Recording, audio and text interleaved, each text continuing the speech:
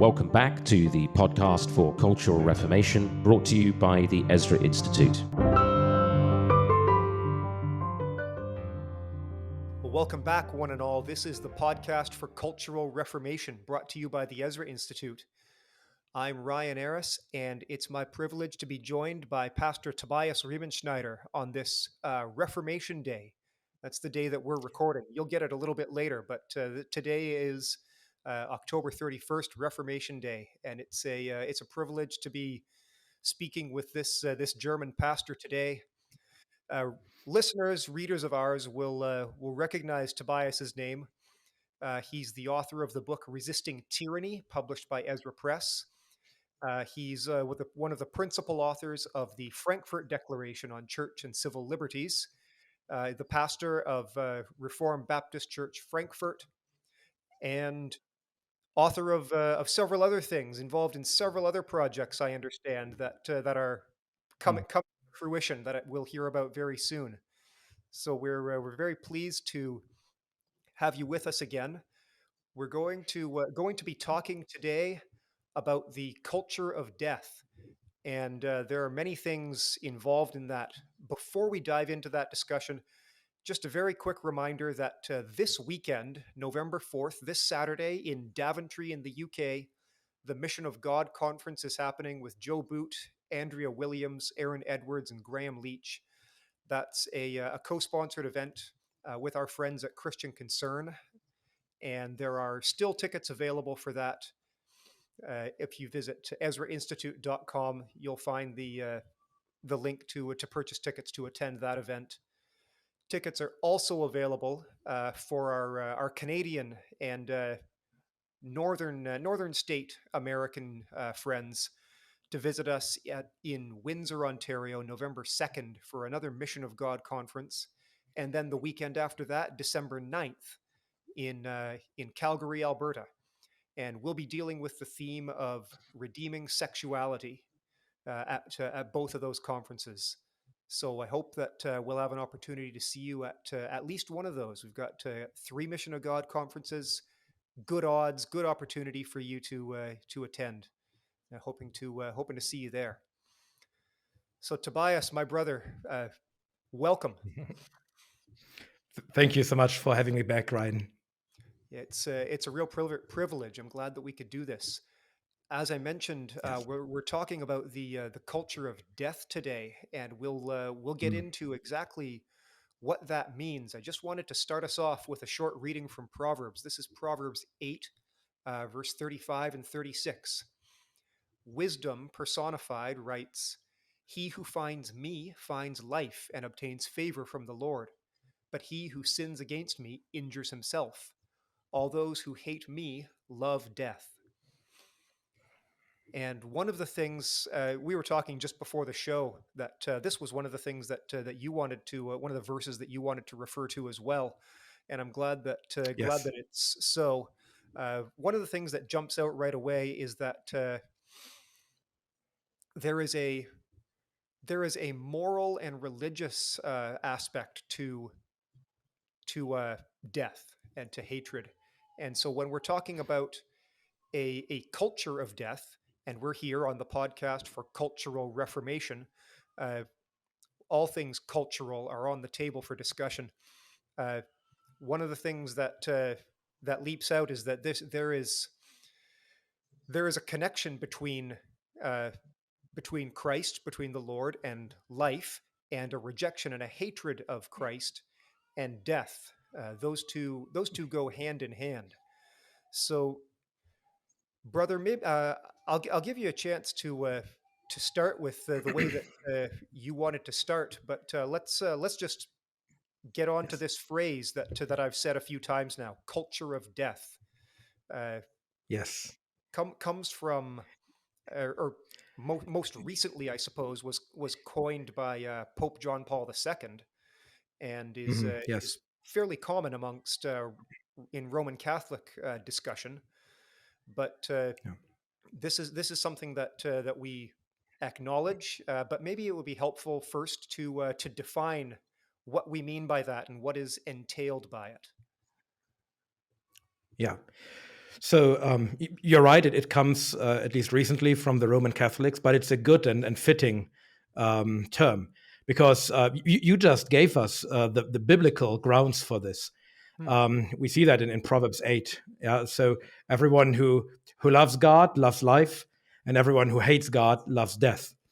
And that's Yes. exactly what this is about. We'll shortly talk about what this entails, right? This culture of death.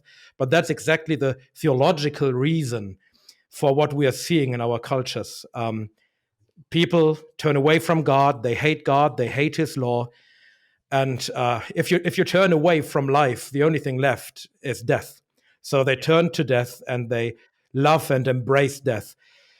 And what we mean by that, if we talk about our culture of death, is well, I think you could probably say it really started with abortion. This is already decades ago, when we started to murder babies in the womb, and even especially recently, are really elevating this to a moral value. So there are, at least here in Germany, I'm not sure how that is in America or Canada, probably very similar. But here, people who try to make this a human right.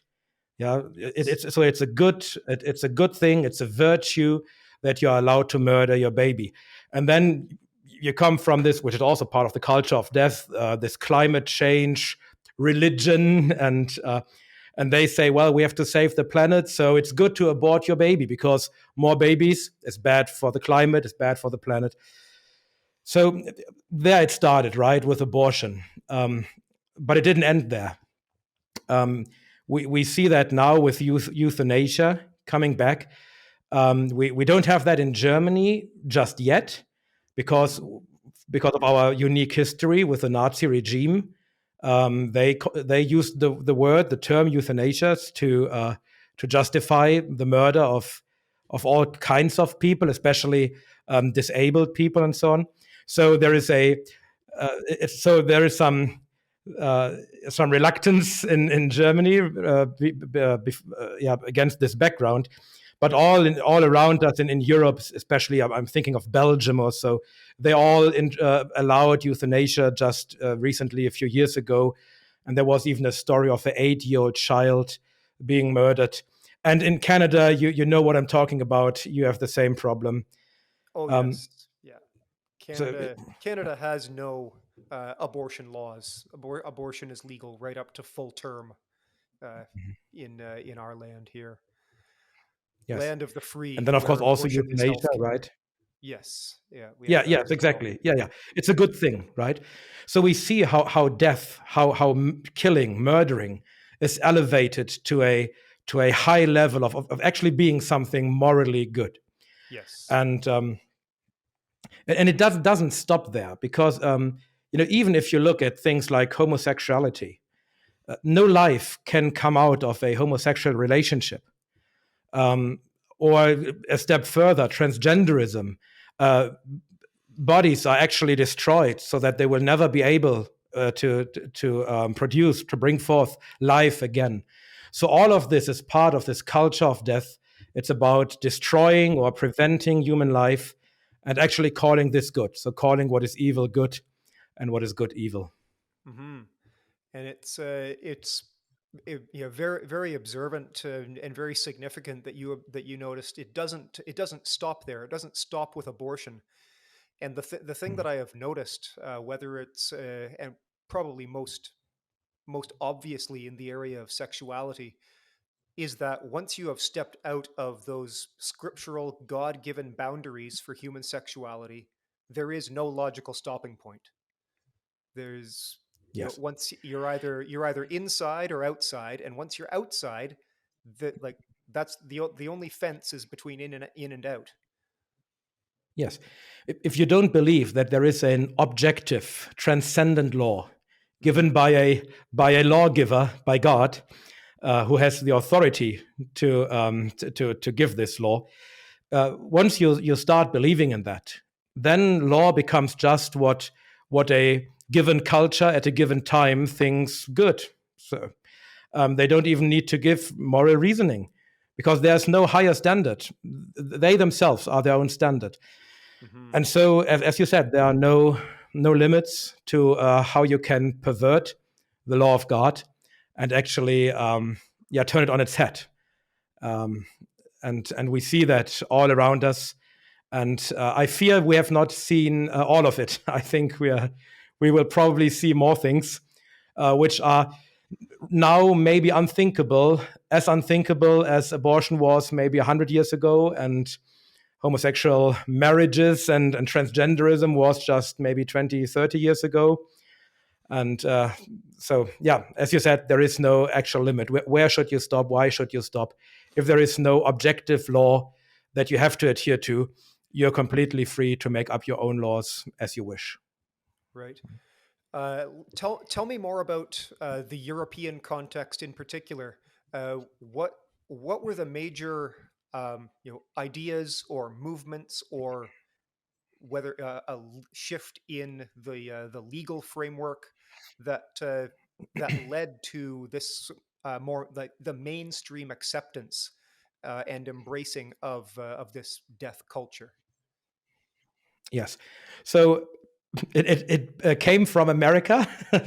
Many things, right, start in America, and then they also come to Europe and come to Germany.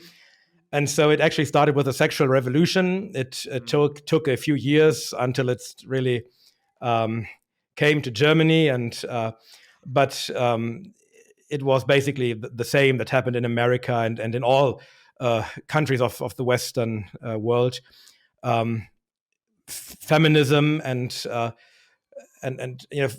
this idea that in order to be really free, you have to be able to have free sex, to be unlimited in your sexual behavior.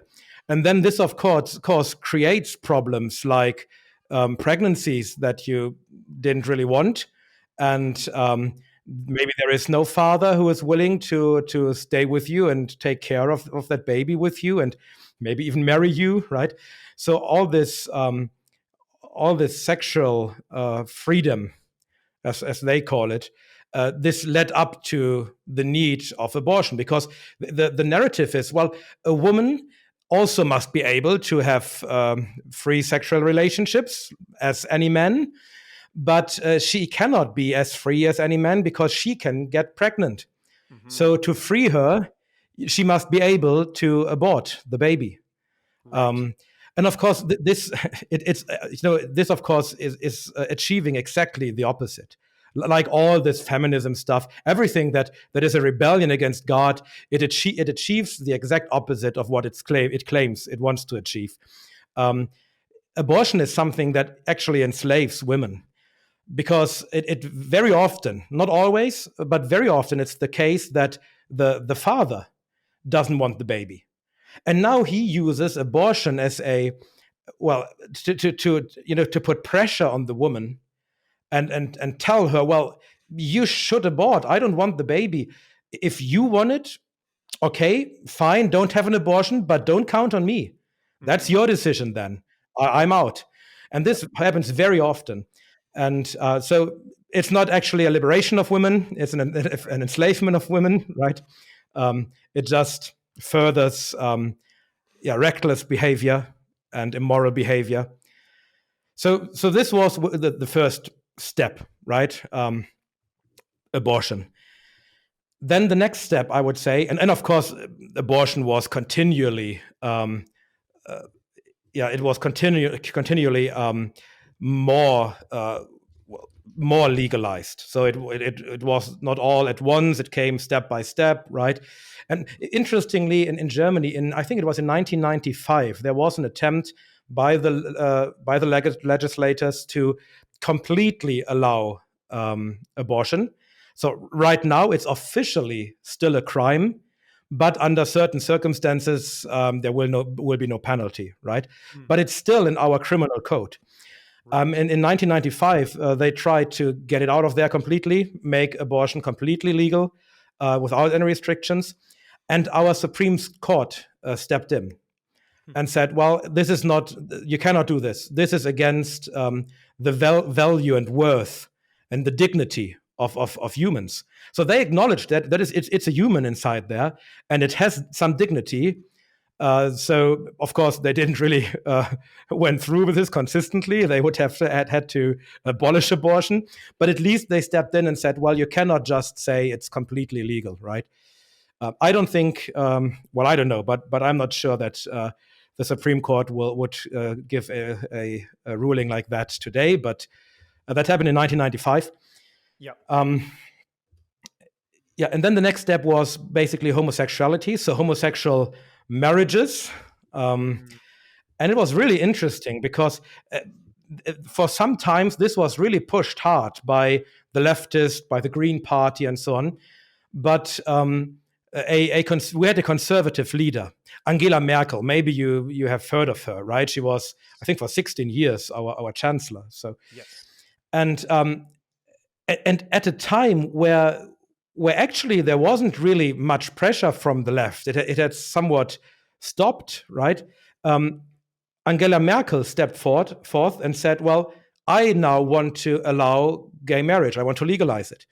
It was really strange because she was the leader of the Conservative Party, right? And there wasn't a real pressure put on her. So it was a very strange move. And actually, it was one of the steps that actually moved the Conservative Party way to the left. So we cannot really consider it a Conservative Party anymore. But that was her doing. So then we got gay marriage, and I think it is probably the same as also in Canada and America. So it's step by step. They just keep on, and first it's that they legalize it, that they allow it. Then they demand of you that you don't say anything against it, and the next step is they will actually persecute you if you say something against it. So that's the steps they're always going, right? Mm-hmm. Yeah, we have a very similar situation politically in Canada. We also have a conservative party at the federal as well as the provincial level, and I always have to tell people who aren't from Canada, conservative is their name. That doesn't necessarily represent their policy decisions. That's just what they call themselves. Yeah, it's even worse in Germany because the Conservative Party actually calls itself Christian Democratic Union. Right. But the Christian is long gone. So it's that's it's kind of like the YMCA here. I'm not sure if you have that in Germany. But... Yes. Oh, yeah, and yeah, what is interesting? Angela Merkel even was a pastor's daughter. I think so. She grew up in a Christian home. Of course, I don't know whether they were born again or just nominal Christians, but she came actually from a pastor's home, and still she was the one to really legalize gay marriage. And so, yeah, just having Christian in your name doesn't mean anything. Yeah. Right. Yeah. Amen.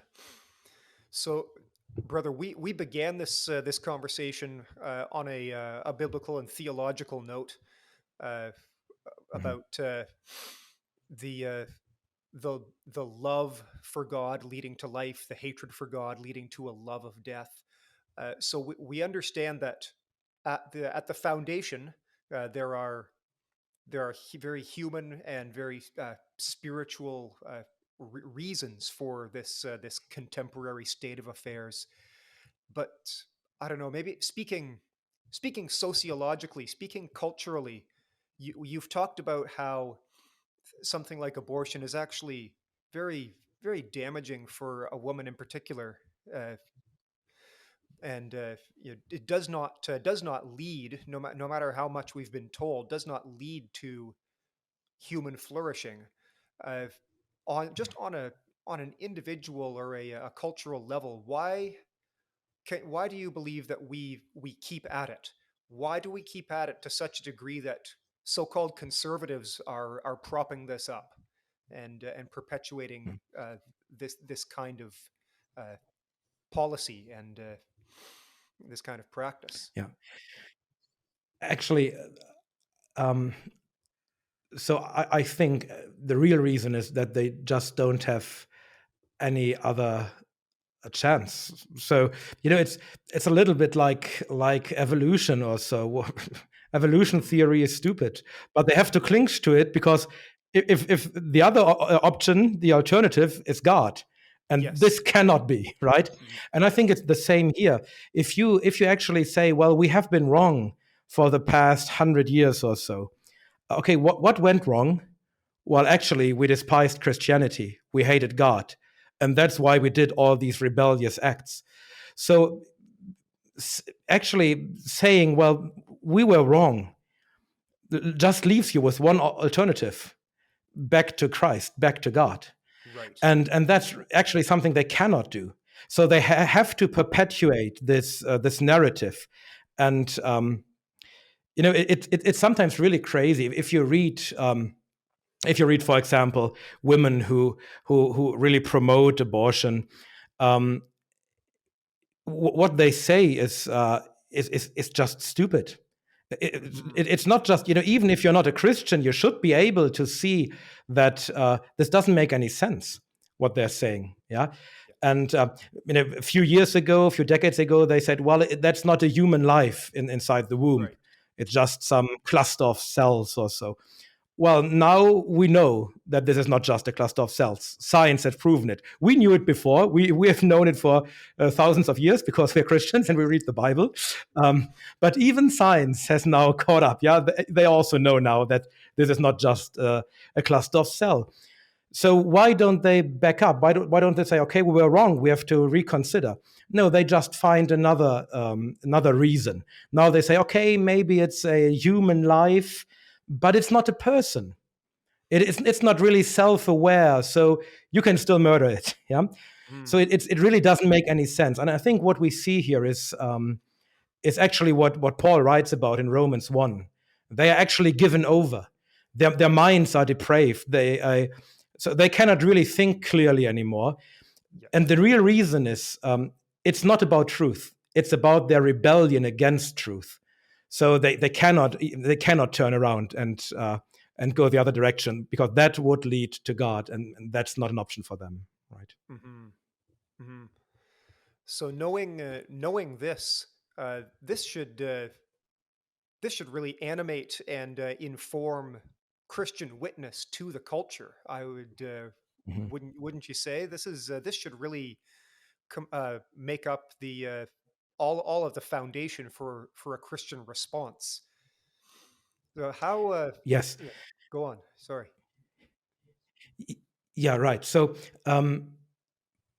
we have to respond in a way that is actually meaningful to our culture. And when we are now facing the culture of death, then this is what we have to address. And that's not the first time, by the way, Christians have to do that. They had to do that, for example, 2,000 years ago in Rome. Yes. In Rome, they threw unwanted babies just at night. They threw them in the trash, and the dogs would come and eat them. And Christians would go around and search for those thrown away babies and take them in and adopt them. And there were also other things, like what was going on in the arena, where gladiators killed each other, or even Christians were killed just for entertainment of the people. So there was also a culture of death, and Christians had to face and had to fight it. So this is not unique. It is unique in the sense that since the Christianization of the Western world, this was done away with. Now it's coming back. But it's not unique in all of Christian history. So we really have to address this issue. I believe that abortion, and if you want to think a little bigger, the entire culture of death is actually the one single biggest issue of our time.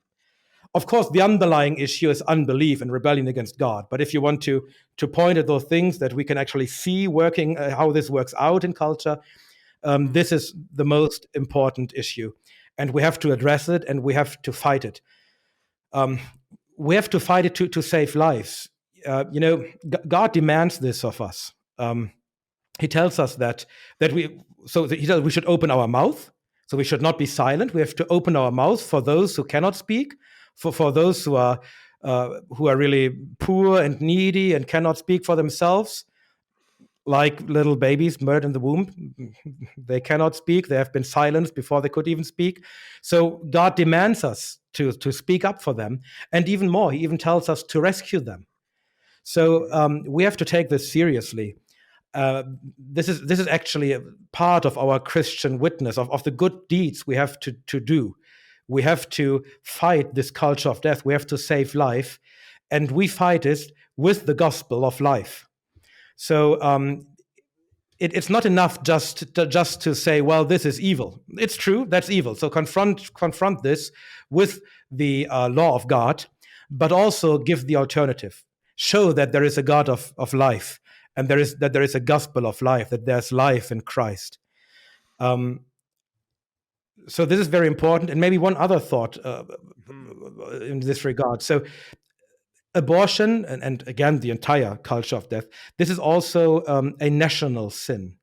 So this is not just something we can say, well, he's doing it, she's doing it, I'm not, so I'm fine.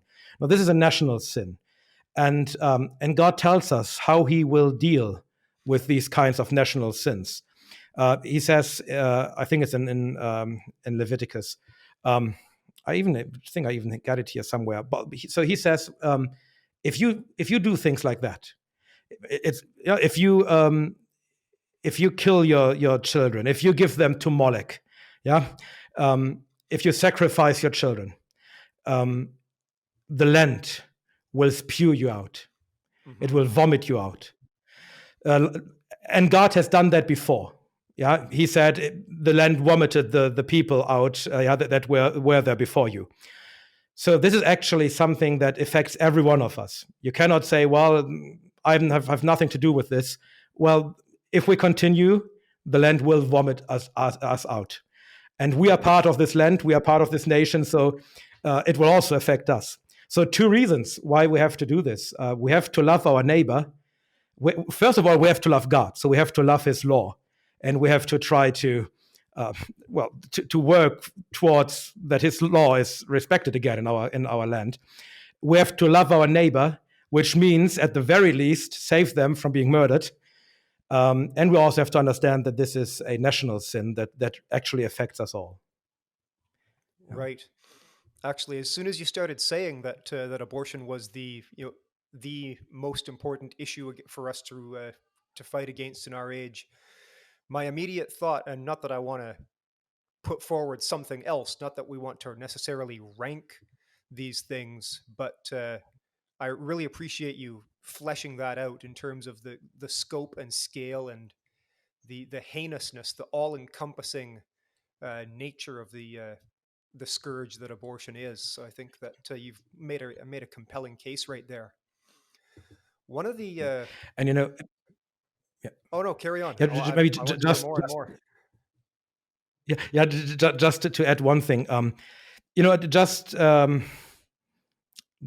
week ago or so, I preached on abortion at my church. It was almost a 90-minute sermon, and what I did was that I actually told people what was going on, what was happening when a baby is aborted. I don't want to get into that here, maybe, but if we think, well, maybe that's not too important, we should maybe do some research. We should maybe look at the numbers, for one, because this is a mass murder. This is a Holocaust that is unparalleled. There's no war, no nothing that parallels the sheer numbers of humans murdered here. I read that according to the World Health Organization, 40% of deaths are by abortion worldwide. 40%. Wow. So we are talking about billions of babies being murdered. And I just looked at Planned Parenthood and their plans for the next 5 years. So they have a 5-year plan, and their plan is to murder 2 billion more children worldwide in the next 5 years. So the sheer number and scales of this is something we have to consider, but then also what is actually going on. Because abortion, look at if you dare, look at some pictures, look at some videos. It's out there. You can find this. It is the most gruesome, most brutal thing you can ever imagine. It's like coming out of the worst horror movie you can imagine. It's so evil, it's so dark, it's so gruesome.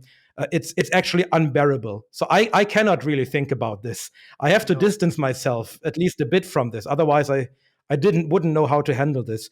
But it's important that we don't just say, well, theoretically, I know there is abortion. No, really think about what's going on.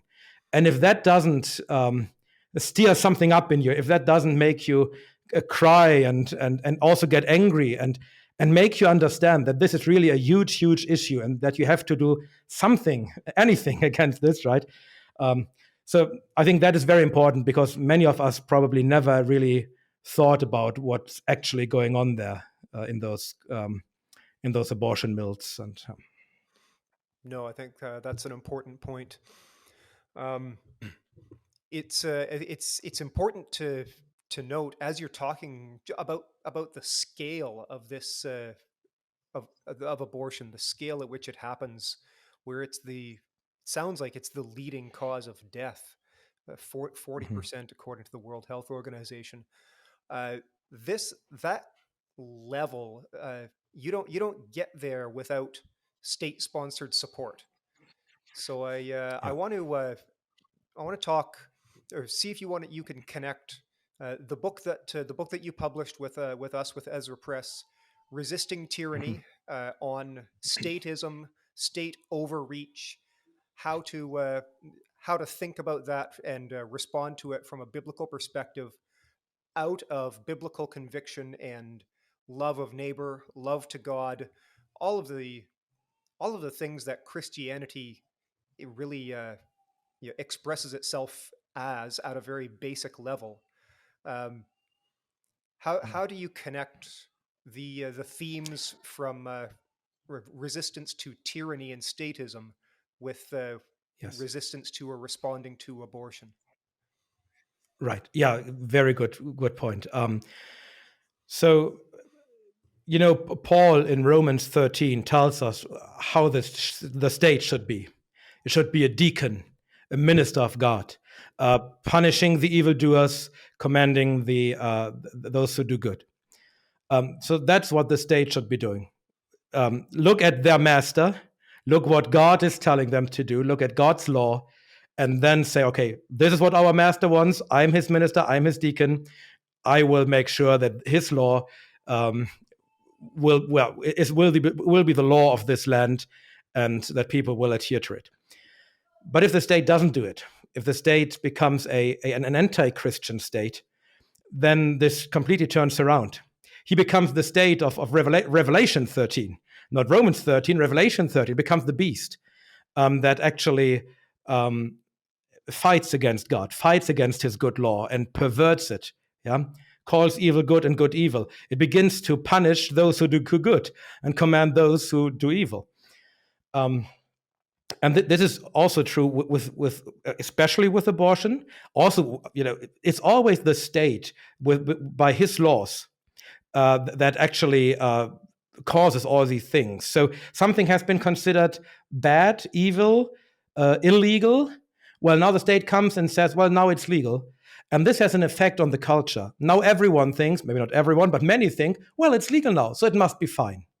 Because they don't understand that there is a higher law. They think when the state says it's fine, it's fine. And especially with abortion, in my sermon, I used this illustration. Most pro-life organizations, also Christian ones, well, most of them are Christians, right? If not all of them. Most of what they do is good. Every baby they save, it's hallelujah. But I think most of them actually come from the wrong end. So I use this illustration. It's like a river that's going to a waterfall, and in this river swim those babies. And when they arrive at the waterfall, the abortion, it's over. They are dead. And most people would stand right next to the waterfall and try to rescue some of those babies right before they go down, right before they are killed. And as I said, that is good, and every baby that's saved is a great that's really great. It's a reason, a ground to be very grateful. But actually, what we should do, what I should also do, is go there where it starts, at the top, where the state actually stands and keeps throwing babies into the river. So we have to stop the state from throwing babies into the river, not just try to rescue some of them before it's too late. Yeah? So because if the state allows this, if the state legalizes this, then it will happen. And more babies will be thrown into this river and will die. Even if we rescue more and more will also die, because it never stops. The stream never stops. So we have to go to the root of the evil. And that is the legislation, that is the state with his laws legalizing abortion, and even more, not just legalizing it, often even funding it and promoting it. So that's actually where we have to get at. And also, this is true for all the other things, whether it's gay marriage or transgenderism or euthanasia. It's always the head, the state, that legalizes this and actually causes this problem. If the state was a real deacon of God and would say, this is forbidden, and if you do that, I will punish you, maybe even with a sword, maybe even with capital punishment, the problem would be much, much smaller. Yeah, so it's the state who is really causing this big problem. Right, and it's interesting. If I can take your river picture there, and just use the same picture in a slightly different sense, it's interesting that once you have opened the door culturally to abortion, to the the murder of the most helpless and innocent among us, other forms of killing, other forms of love of death, other expressions of this love of death come easily downstream. So it's if we have opened ourselves up as a culture to abortion, none of us should be surprised if that there are sophisticated arguments for justifying euthanasia, justifying all other forms of death. Yes, exactly. There is one very famous feminist in Germany. She's now already very old, but she was very active in the 60s and 70s. She was partly responsible for all this here in Germany. And she said, well, abortion is the most fundamental human right of each woman. And this is, well, first of all, how can it be a human right of woman? I mean, human right means it's for everyone. Maybe it's a women's right, but okay, leaving that aside, if you argue like that, what is actually the most fundamental human right? The right to life. No doubt about it. Because if you don't have the right to life, if you don't have life, you even can't have an abortion. Yeah, all the other rights go out the window. So, of course, the most fundamental right is not abortion; it's the right to life. Mm-hmm. And if you start saying, well, but this right to life, there's one people group, and it's a really big one. It's billions of people. We say they don't have this right to life. Well, then it actually has stopped to be a human right, because those babies that are murdered, they are humans. If you take this away from them, you have already begun the process of saying, well, actually, it's not a human right. It's a right for some humans, for some groups of humans. And then, of course, you can just go further. Well, and you maybe also don't have this right. And so, and actually, it's so fascinating for me, and especially with Germany. We had all of this during the Nazi regime. Yeah. Especially, almost no disabled children are born anymore, because they are all murdered before birth. And that's what the Nazis were doing. They were murdering disabled persons because they said, well, this is not a life-worthy life. And they didn't even say that, well, it's not worthy for them. They said, well, this life per se is not worthy to be protected. It should be murdered. And actually, that's what we're arguing again. So, especially in Germany with this background, and we are right there where the Nazis, where they left. We just continue. It's really amazing, and I think we begin to see that this is not just for babies, but it's for the elderly and for the sick, and who knows what else will come out of this, right? Right.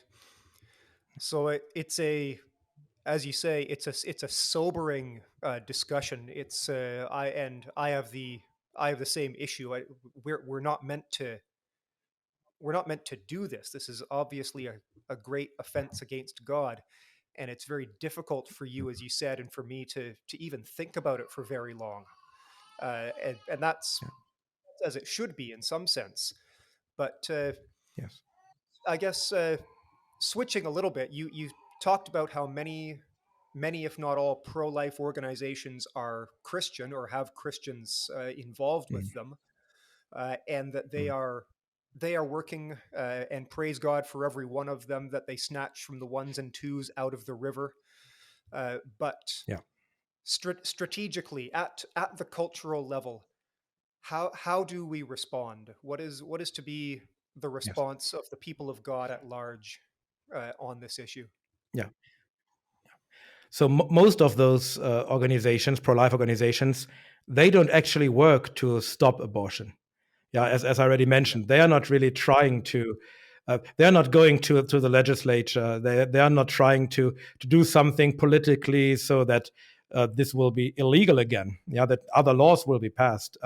That's not what they're doing. So they will never end abortion. They will continue to rescue babies, but they will not put an end to it once and for all. And I think that's what we have to aim at. So you should get organized. It's difficult to do something if you're just doing it as an individual, right? Mm-hmm. And there are good organizations. Probably the biggest one and maybe most well-known one is End Abortion Now. Yeah, yes. Jeff Durbin's ministry. So there are ministries who are working toward this aim. So you should probably get involved. They have material. They can tell you what to do. And then you have to go out. Maybe not alone. Maybe you can motivate some of the brothers from your church to join you. And then you go out and you preach on the streets. You should preach against this. You should preach it from the pulpit, but also from the streets. You should try to find a way to be able to preach it to politicians. Depending on the country you're in, maybe there are possibilities that you can speak before politicians, before the magistrate, or maybe there are possibilities. You should try to find allies with politicians that can maybe open doors for you, so you can address those who need to hear it, those who can actually change something. You should not give your vote to someone who is not against abortion. And you probably should phone your representative or write an email to him and tell, I want you to stop abortion. This is murder. If you don't do it, I will not vote for you again. And if one individual is doing this, the politician will probably have a good laugh and think you're crazy.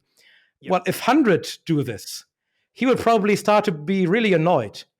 And if 1,000 do this, he will become really fearful. He will, well, I could actually lose my job. These are many voters, not just one crazy person. So I think that's what we have to do. Confront it with the word from the pulpit, on the streets, in front of the abortion mills, of course, and where all of this is happening, right? Trying to save babies, preaching the gospel, preaching the law, preaching the truth, and then try to get to those who can actually change something, which are the politicians, which is the legislature, right?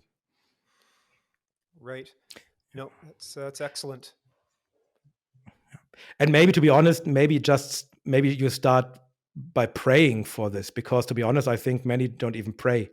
If we have in our prayer meetings, we always pray for an end of abortion, and this is maybe where it starts. I think many churches are not really touching this issue at all.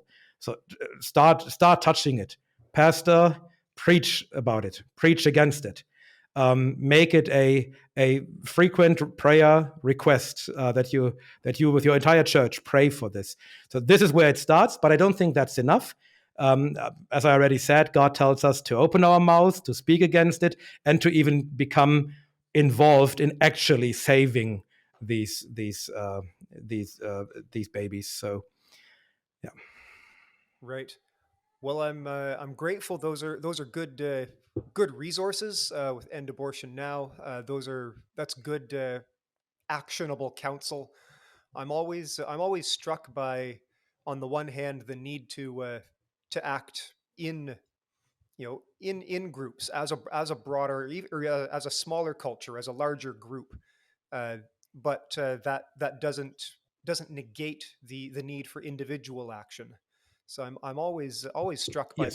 that combination. Yeah. There will never be a group action if not an individual starts it, right? And you can see that very clearly. Even the Romans knew, well, divide and conquer. So if we are divided, if we are not really doing something, if you're not coming together and combine forces, well, then they can just conquer us and rule over us. But if we understand, as Christianity as a whole, understand how serious this issue is and that we have to fight it and combine forces to do this, then I believe actually nothing can stop us, because Christ will be with us and he will give us victory. Amen. That is a good word, brother. I'm very grateful for your time here and for the way that you deal with this subject. Is there anything else on here before I let you go that you think is important for our listeners to hear? Well, so maybe for once, I would be grateful for prayers, because we are trying to build something like End Abortion Now for Germany. Mm, There is nothing here excellent. yet. There are those pro-life organizations which try to save some babies at the one end, but we also want Mhm. to go to the top, right?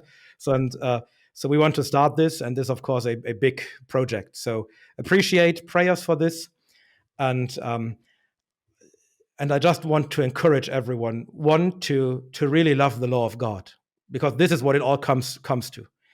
And we are disregarding it in so many respects. We are killing those who we should not kill, and on the other hand, we let those go free that God actually demands us that we should exercise capital punishment, because that's Yeah. also a law of God, a very important one, right at the beginning, Genesis 9. Mhm. Um, so it's just important to really love the whole law of God, and want to see it being the standard, the law again, also in our country, and then be courageous and actually work towards this end, work towards an end of abortion, an end of this culture of death, and to a really reformation. Well, you said it's the Reformation Day today. So that's what we actually need. We need a completely new Reformation. At least it's at least as important as 500 years ago. So it's yeah. So get active. Don't just sit there and think, well, the problem is so great and it's so evil and we can never accomplish anything. No, that's exactly the way of thought that led to all of this. If the church had been strong 50 years ago, we wouldn't have this culture of death right now. But we were not strong. We were weak. We just let this happen. So Mm. now we have to turn around. We have to be brave. We have to be courageous. We have to stand up and really fight for what is good and holy and true. So that's what I want to encourage everyone to do. Right. Well, praise God. That's a wonderful exhortation. Tobias Riemenschneider, it's been a pleasure to talk to you again. Thank you so much, brother. To all of you who have been with us, thank you so much for listening and for watching. Uh, please do like and share and comment on the podcast. That helps us to reach more listeners. If this has been a blessing to you and you trust that it'll be a blessing to others, please take that quick minute and share this recording with others. This has been the podcast for Cultural Reformation, where we remind you that from Him and through Him and to Him are all things. May God be glorified, and we'll see you again next week.